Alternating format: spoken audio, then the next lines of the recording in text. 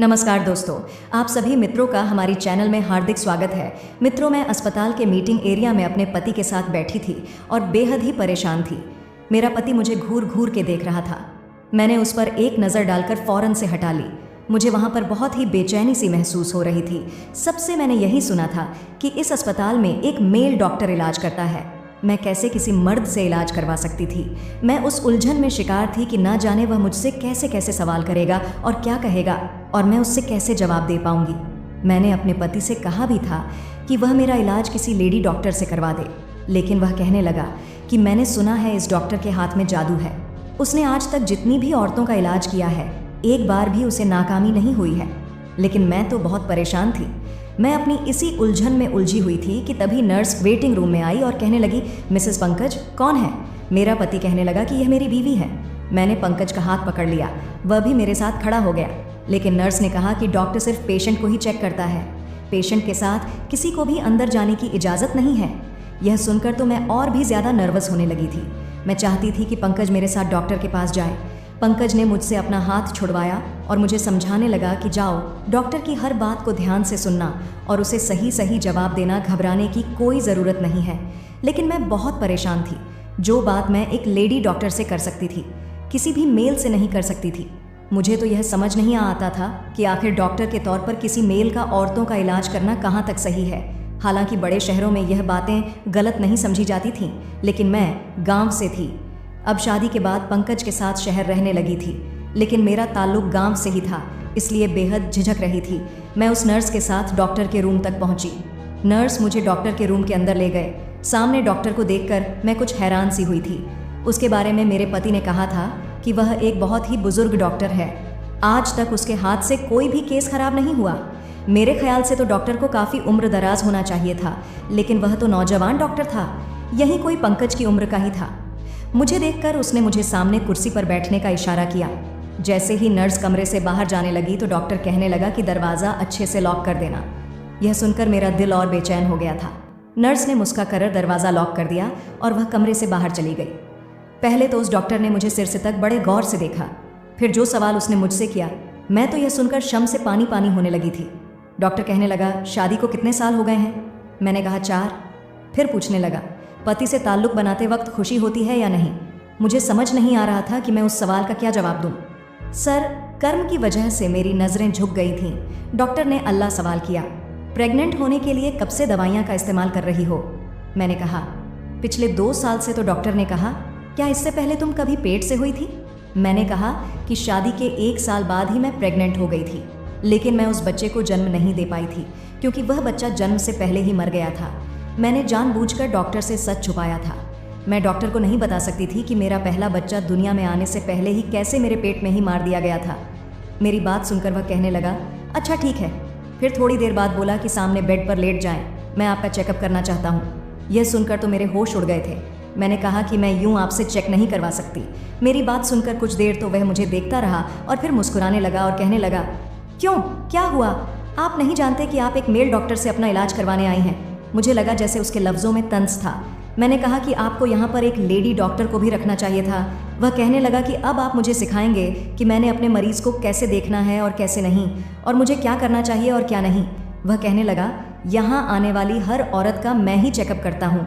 उनमें से तो कभी किसी से कोई एतराज़ नहीं हुआ। अगर आपको इतना ही एतराज़ था तो आपको यहाँ आना ही नहीं चाहिए था। आप बेकार में मेरा टाइम ख़राब कर रही हैं।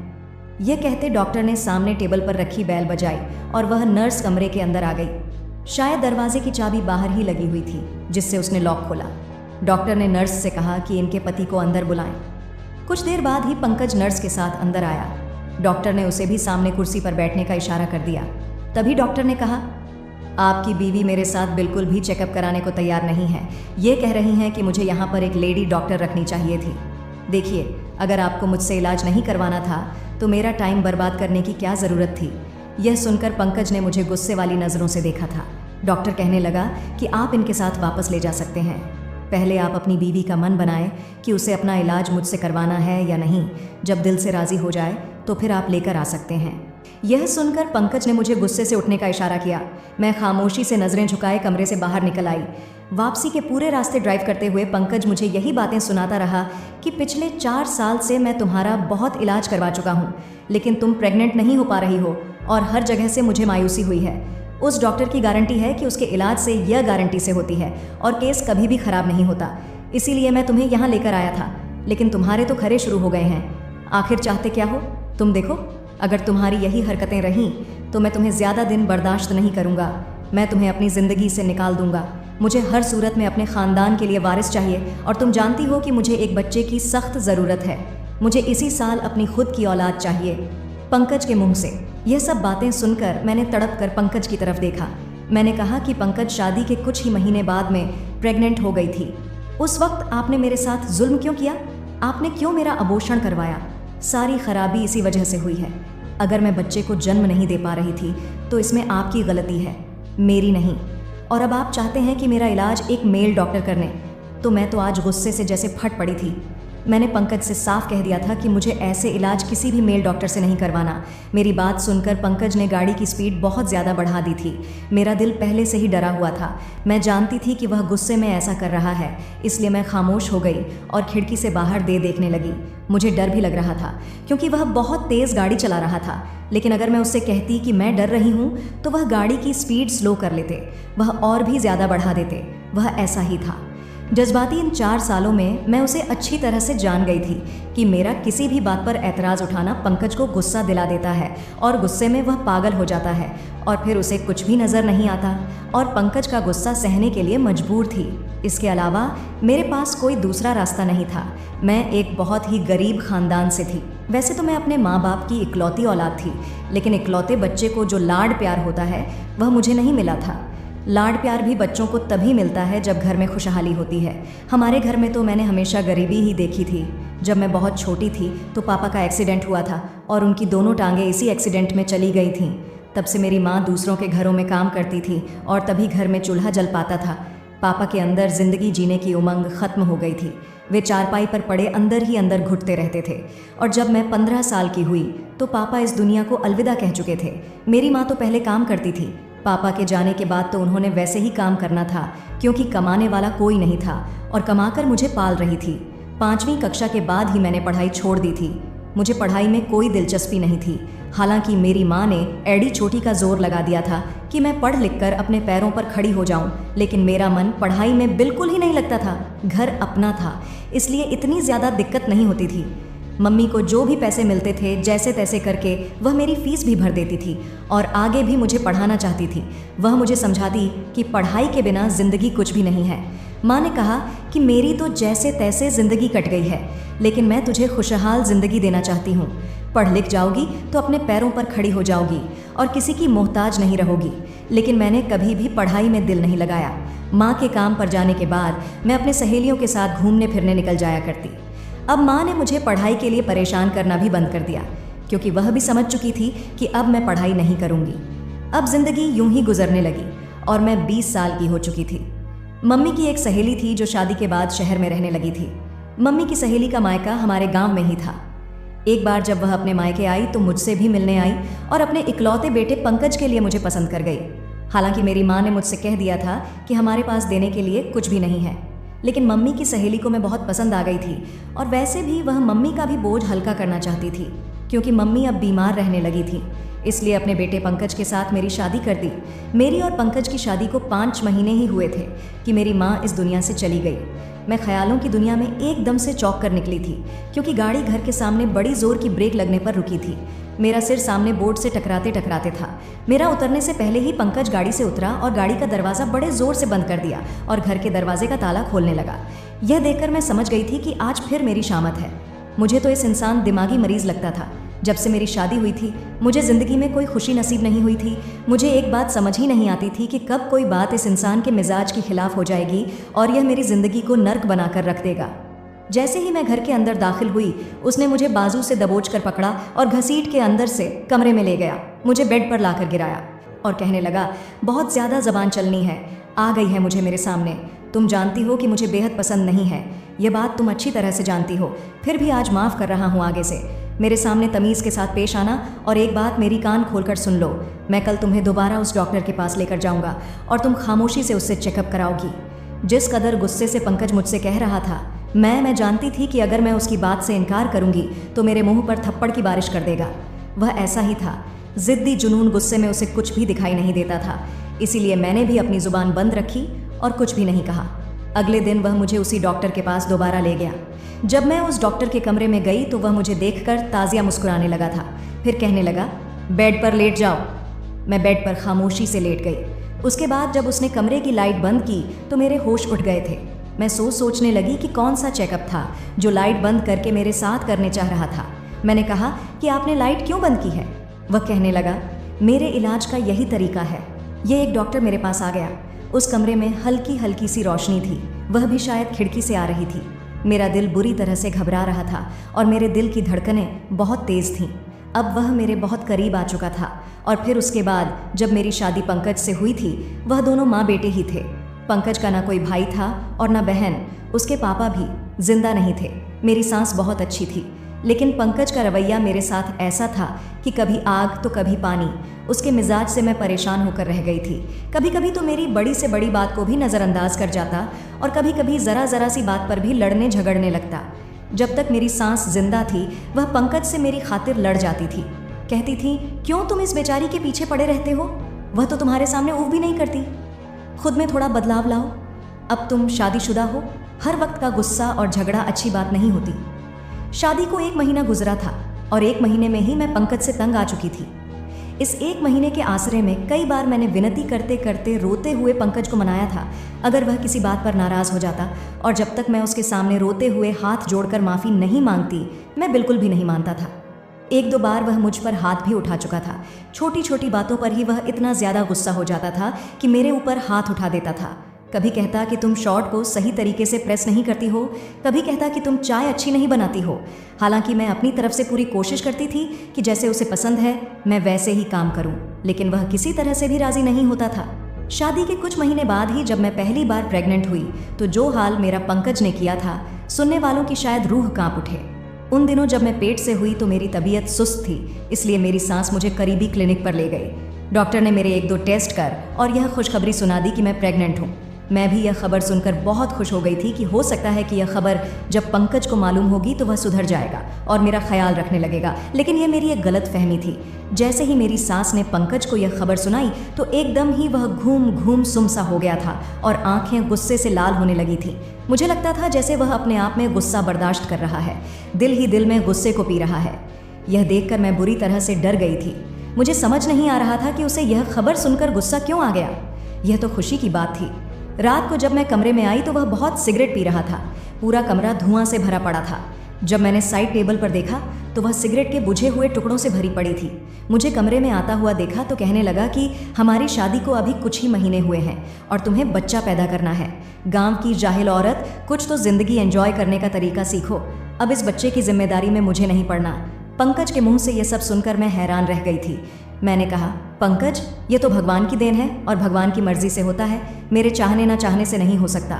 मेरी बात सुनकर पंकज कहने लगा, लेकिन मेरी औलाद मेरे कहने से ही पैदा हो गई। भगवान की मर्जी नहीं चलेगी। जब मैं चाहूँगा तब वह इस दुनिया में आएगा और जब मैं नहीं चाहूँगा तो कोई भी उसे दुनिया में नहीं ला सकता। पंकज की जुबान से ऐसी बोल सुनकर मुझे बहुत बुरा लग रहा था। वह कहने लगा कि अभी मुझे कोई बच्चा नहीं, मैं 2 साल अपनी ज़िंदगी को एंजॉय करना चाहता हूँ। कल मैं तुम्हारे अस्पताल में ले जाऊँगा और तुम्हारा अबॉर्शन करवा दूँगा। यह सुनकर मैंने अचानक ही पंकज की तरफ देखा था। मैंने कहा, पंकज, मैं ये सब नहीं करवाऊँगी। यह तो एक गुनाह है। जो बच्चा दुनिया में आया ही नहीं, मैं भला दुनिया में आने से पहले ही उसकी जान कैसे ले सकती हूँ? मैं उस बच्चे को जन्म देना चाहती हूँ। पंकज गुस्से से कहने लगा, तुम होती कौन हो? इस बात का फैसला करने वाली मेरी औलाद है। उसका फैसला भी मैं ही करूँगा। मुझे उसे अब इस दुनिया में नहीं लाना।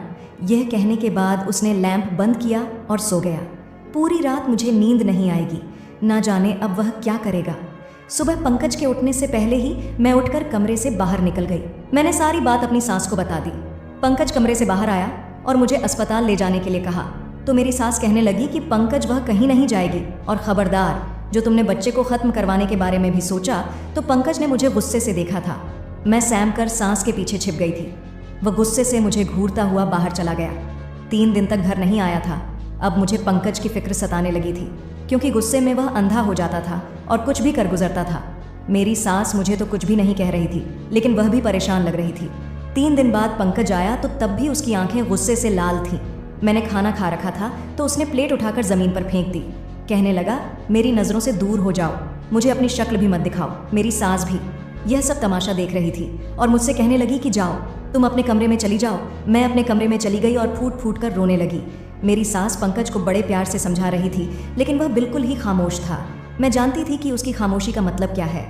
मैं सोच चुकी थी कि अब मैं उसकी बात पर कोई भी ऐतराज़ नहीं करूंगी। उसकी औलाद के चाहे जिंदा रखो या मार डाले, अब मुझे ज़िंदगी यही पंकज के साथ गुजारनी है, तो फिर मैं पंकज के साथ लड़ झगड़ कर ज़िंदगी नहीं गुजार सकती। जैसे जैसे ही पंकज कमरे में आया, इससे पहले कि मैं उससे यह सब कहती कि वह जो चाहता है कर ले, लेकिन उसने तो मेरी बात ही नहीं सुनी। उसने मुझे ज़मीन पर धक्का दे दिया और फिर मेरे पेट पर ज़ोर ज़ोर से लात मारने लगा। मैं चीखती चिल्लाती रही। कहने लगा, मैंने बहुत आसानी से इस झंझट को ख़त्म करवाना चाहा था, लेकिन तुम भूल गई कि तुम मुझसे जीत करोगी तो तुम्हारा यही हाल होगा। अब मैं ऐसे इस झंझट को ख़त्म कर दूंगा। मेरी सांस मेरी चीख सुनकर दरवाज़ा बजाने लगी। मेरी चीख से पूरा कमरा दहल उठा था और मेरी चीख को सुनकर वह परेशान हो रही थी और रो रो कर दरवाज़ा बजा रही थी। पंकज से मिन्नतें कर रही थी कि पंकज प्लीज़ दरवाज़ा खोल दो, ये जुल्म मत करो। लेकिन पंकज ने कमरे का दरवाज़ा नहीं खोला और उसने मुझे इतना मारा कि मैं बिल्कुल ही बेजान सी हो चुकी थी। मेरी चीखें इतनी तेज़ थीं कि आस पड़ोस के कई घरों में चीख सुन रही थी। मेरी सास कमरे के बाहर खड़ी हो रो रही थी और कमरे का दरवाज़ा बजा रही थी। पंकज से कह रही थी कि पंकज, भगवान के लिए जुल्म मत करो, दरवाज़ा खोलो, तुम क्या कर रहे हो। लेकिन पंकज ने दरवाज़ा नहीं खोला जब तक कि उसने मेरे अंदर नन्हे मुन्ने से वजूद को ख़त्म ना कर दिया। मेरी आंखों से आंसू बह रहे थे। पंकज ने कमरे का दरवाज़ा खोला और कमरे से बाहर चला गया। मेरी सांस दौड़ती हुई मेरे पास आई, लेकिन मेरा हाल देखकर पूरी तरह से घबरा उठी थी। मुझे लग रहा था कि मैं आज ही मर जाऊंगी। मेरी सांस उखड़ने लगी थी। मेरी सांस रोती हुई पंकज के पास गई और हाथ जोड़कर बोली, भगवान के लिए इसे अस्पताल लेकर चलो। लेकिन वह तो पत्थर बना हुआ बैठा हुआ था। मेरी सास ने फ़ोन करके एम्बुलेंस को बुलाया और मुझे अपने साथ अस्पताल में ले गई। 3 दिन में अस्पताल में रही और उसके बाद मैं घर वापस आ गई थी। पंकज ने मुझसे बिल्कुल ही बातचीत बंद कर रखी थी। मैंने भी पंकज से कोई बातचीत नहीं की थी। जो कुछ भी पंकज ने मेरे साथ किया था, मेरा दिल चाहता था कि मैं उसे पत्थर दिल आदमी की शक्ल भी ना देखूं। आज अपनी गलती का बुरी तरह से पछतावा हो रहा था कि मैं अपनी माँ की बात मानकर कुछ पढ़ लिख जाती तो मुझे यह दिन नहीं देखना पड़ता। मैं उस बंदे की शक्ल भी नहीं देखना चाहती थी। उसे छोड़कर मैं कहीं भी कोई भी छोटी मोटी नौकरी कर लेती और अपनी ज़िंदगी गुजार लेती। लेकिन अब मैं लाचार थी, उस आदमी के टुकड़ों पर पल रही थी। मेरे सिर पर हाथ रखने वाला ना मेरा बाप था और ना ही मेरी माँ और ना ही मेरे पास पढ़ाई थी। और पंकज मेरी उसी मजबूरी का फ़ायदा उठा रहा था। मेरी सास बहुत अच्छी थी और मेरा ख्याल रख रही थी, लेकिन वह भी बहुत बूढ़ी हो चुकी थी और ख़ुद भी कई बीमारियों से घिरी हुई थी। एक दिन पंकज खुद ही मुझसे बात करने लगा। मेरा दिल तो नहीं था कि मैं पंकज से बात करूं, लेकिन फिर भी मैंने अपने दिल को समझाते हुए पंकज से बातचीत करना शुरू कर दी। फिर उसके अलावा दूसरा रास्ता भी नहीं था। या तो पंकज के साथ ज़िंदगी गुजारती या फिर वापस अपने मायके चली जाती, और मायके में मेरा कोई ठिकाना भी नहीं था। इसलिए दिल पर पत्थर रखकर मैंने पंकज से बातचीत करना शुरू कर दी। और जो कुछ हो चुका था और जो मैं खो चुकी थी वह मुझे वापस मिल सकता था। 1 साल तक पंकज मुझे न जाने कौन कौन सी मेडिसिन खिलाता रहा, क्योंकि उसे बच्चा नहीं चाहिए था। उसी दौरान मेरी सास भी इस दुनिया से चली गई। उनके जाने से तो मुझे लगा जैसे मैं बिल्कुल ही अकेली हो चुकी हूँ। वह होती तो मेरी फिर भी हिम्मत बनी रहती थी। और पंकज तो ऐसा था जैसे कि आज़ाद हो चुका था, क्योंकि शायद पहले माँ के सामने कुछ नरमी से बात कर लेता था, लेकिन अब तो उसे खुली छूट मिल गई थी। अब तो रोज़ मुझ पर हाथ उठाता था, कभी चिल्लाता, कभी बर्तन तोड़ देता। फिर एक दिन मुझसे कहने लगा, क्या मुझे बच्चा चाहिए? यह सुनकर मेरा दिल खुश दुखी हो चुका था। मेरे अंदर से ख्वाहिश ख़त्म हो चुकी थी कि मैं कभी माँ बनूं। जब पंकज ने कहा कि मुझे बच्चा चाहिए तो फिर उसने मुझे दवाई खिलानी छोड़ दी, क्योंकि लेकिन फिर भी मैं प्रेग्नेंट नहीं हुई। तो 1 साल गुजर चुका था। फिर पंकज मुझे लेडी डॉक्टर के पास लेकर गया। डॉक्टर ने कहा कि तुम्हारी पहली प्रेगनेंसी में तुम्हारे साथ कुछ ऐसी प्रॉब्लम हुई है जिसकी वजह से तुम कभी माँ नहीं बन सकोगी। मेरे पति ने मेरे साथ जो जम जाती की थी, शायद उसी वजह से भगवान ने यह खुशी मुझसे छीन ली थी। और फिर मुझ पर यह राज भी खुल गया था कि पंकज को औलाद क्यों चाहिए। असल में मेरी सास अपनी सारी जायदाद पंकज के बजाय अपने पोता पोती के नाम कर गई थी। इसीलिए पंकज को जो भी औलाद होगी वह सारी जायदाद की असली हकदार होगी। जब तक कि पंकज की कोई औलाद नहीं हो जाती तब तक सारी जायदाद सरकार के कब्जे में रहती और पंकज को सिर्फ लिमिटेड खर्चा दिया जाता। यह बात भी गुस्से में एक दिन पंकज ने मुझसे ही लड़ते लड़ते कह दी थी और मैं समझ गई थी कि उसे औलाद से कोई दिलचस्पी नहीं है। उसे तो सिर्फ जायदाद चाहिए थी जो उसकी माँ ने पंकज की आने वाली औलाद के नाम की थी। और फिर उस डॉक्टर के बारे में पंकज को मालूम हुआ तो मुझे उसके पास ले गया। डॉक्टर अंधेरे कमरे में जब मेरे पास आया तो उसने मेरे इंजेक्शन लगाया जिससे मैं बेहोश हो गई थी। मैं नहीं जानती थी कि मैं कितने दिन तक बेहोश रही, लेकिन जब मुझे होश आया तो मैं उस अस्पताल के प्राइवेट रूम में थी। मेरे हाथ पर ड्रिप गलगी हुई थी। मुझे अपना जिस्म बहुत बेजान सा महसूस हो रहा था, लेकिन मुझे कुछ भी याद ना था। कुछ देर बाद वही डॉक्टर कमरे में आकर फ़ोन पर किसी से बात कर रहा था। कह रहा था, जी हाँ, सब काम ठीक ठीक से हो चुके हैं। अरे आपकी बीवी पेट से है और 9 महीने बाद एक बच्चे को जन्म भी देगी। यह सुनकर तो मेरा दिमाग चकरा कर रह गया था। आखिर मैं कब से इस अस्पताल में थी और कब से मैं बेहोश थी और मेरे साथ आखिर क्या हुआ था? मुझे तो कुछ भी याद नहीं आ रहा था कि आखिर मेरे साथ हुआ क्या था। एक के बाद एक सवाल मेरे दिमाग में घूमने लगे। उस डॉक्टर ने जब मुझे होश में देखा तो मुस्कुराने लगा और कहने लगा, आपको कैसा महसूस हो रहा है? ठीक तो है ना आप? मैंने उसे गुस्से से देखा था। मैंने कहा, अभी आप किसके बारे में बात कर रहे थे? कौन पेट से हो चुकी है डॉक्टर? मेरी बात सुनकर मुस्कुराने लगा और कहने लगा कि आपकी ही तो इलाज कर रहा था। आपके पति की इजाज़त से मैंने आपका इलाज किया है। मैंने कहा, मैं कब से बेहोश हूँ? क्या किया गया है मेरे साथ बताइए, क्योंकि मुझे तो लेडी डॉक्टर जवाब दे चुकी थी कि मैं कभी माँ नहीं बन सकती। तो वह कहने लगा, आप सिर्फ 9 दिन के बेहोश थी, हमने आपका अंदरूनी इलाज किया है। आपके पति को इलाज चाहिए थी तो वह एक नेचुरल तरीके से होना मुश्किल लग रहे थे, इसलिए यह सब किया और वह हो गया जो आपका पति चाहता था। यह सुनकर मेरी आंखों से आंसू बहने लगे थे। कैसे अंधेरी नगरी थी, मुझे पंकज से नफरत सी महसूस होने लगी थी। वह अपनी बात मनवाने के लिए किस हद तक जा सकता था, मुझे इस बात का अंदाज़ा नहीं था। लेकिन उसके बाद जो कुछ हुआ मैं हैरान हो गई। 9 महीने के बाद मैंने एक बेटे को जन्म दिया। जिस दिन मेरा बेटा पैदा हुआ उस दिन पंकज अपने ऑफिस में था। जब फ़ोन पर डॉक्टर ने यह सब खबर सुनाई तो तेज़ रफ्तार से ड्राइव करते हुए अस्पताल पहुंच रहा था कि रास्ते में उसका एक्सीडेंट हो गया। उस बच्चे को 1 मिनट देखना भी उसके नसीब में नहीं था। वह उस वक्त मर चुका था। मुझे उसके मर जाने का कोई अफसोस ना था। पंकज जिस तरह की बातें करता था, यानी खुद को भगभन से भी ऊपर समझने लगा था, वह तो भगवान को ऐसे लोग बिल्कुल भी पसंद नहीं, क्योंकि ज़िंदगी और मौत सिर्फ भगवान का हक है। ऐसे ही कुछ दावे पंकज भी कर रहा था कि जब वह चाहे अपने बच्चे को दुनिया में ला सकता है और जब चाहे उसे मार सकता है। लेकिन वह यह नहीं जानता था कि इंसान से बढ़कर जो है वह भगवान है। उसकी मर्जी के बिना एक पत्ता भी नहीं हिल सकता। मैंने अपने बेटे को अक्सर कसक सीने से लगा लिया था। पंकज की बॉडी को घर लाया गया और उसका अंतिम संस्कार भी कर दिया किया गया, लेकिन मेरी आंखों से आंसू भी नहीं निकला था। सब लोग समझ रहे थे कि मुझे पंकज की मौत का सदमा लग गया है, इसलिए मेरी आंखों से आंसू नहीं गिर रहा है। लेकिन मुझे कोई सदमा नहीं लगा था। मुझे पंकज के जाने का कोई भी दुख नहीं था। पंकज के जाने के बाद जिंदगी धीरे धीरे अपने रास्ते पर आने लगी थी। मैं अपने बच्चे की परवरिश में दिलो जान से लग चुकी थी। मेरी सास ने मरने से पहले सारी प्रॉपर्टी अपने पोता पोती के नाम कर रखी थी, जो अब कानूनी तौर पर मेरे पास आ चुकी थी। और इतनी प्रॉपर्टी थी कि अब मैं ज़िंदगी भर भी बैठकर खाती तो आराम से मेरी ज़िंदगी कर कट सकती थी। मैंने अपने बेटे को ही अपने जीने का मकसद बना लिया था। तो दोस्तों, मैं उम्मीद करता हूँ कि आपको हमारी ये रोमांटिक कहानी अच्छी लगी होगी। जो दोस्तों आपको ये कहानी अच्छी लगी हो तो वीडियो को दिल से एक लाइक करके चैनल को सब्सक्राइब अवश्य करिएगा। धन्यवाद।